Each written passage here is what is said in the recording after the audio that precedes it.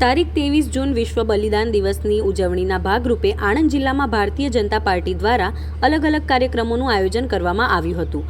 આ અનુસંધાને સરદાર પટેલ યુનિવર્સિટીના પ્લેગ્રાઉન્ડ ખાતે વૃક્ષારોપણ કાર્યક્રમ યોજવામાં આવ્યો હતો। આ પ્રસંગે ભાજપ યુવા મોરચાના ગુજરાત પ્રદેશ પ્રમુખ પ્રશાંતભાઈ કોરાટજીએ વૃક્ષારોપણ કરી પ્રકૃતિ સંરક્ષણનો સંદેશ આપ્યો હતો।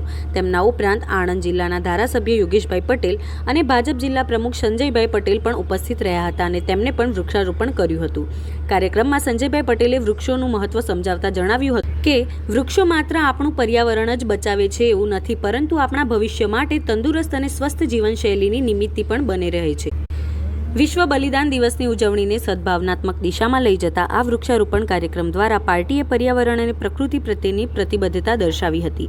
કાર્યક્રમમાં સ્થાનિક કાર્યકરો અને નાગરિકોએ પણ ઉત્સાહપૂર્વક ભાગ લીધો હતો।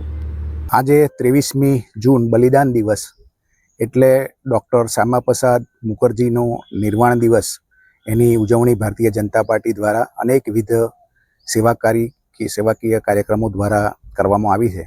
એના ભાગરૂપે આપણા પ્રદેશ યુવા મોરચાના અધ્યક્ષ શ્રી પ્રશાંતભાઈ કોરાટની ઉપસ્થિતિમાં આજે આણંદ મહાનગરની અંદર અમારા સાંસદ શ્રી, ધારાસભ્ય સાથે સૌ કાર્યકરોએ આજે બ્લડ ડોનેશન કેમ્પનું આયોજન કરવામાં આવ્યું હતું અને અત્યારે વૃક્ષારોપણનું કાર્યક્રમ કરીને પર્યાવરણનું જતન થાય એ પ્રકારનું કાર્યક્રમનું આયોજન આજે કરવામાં આવ્યું છે।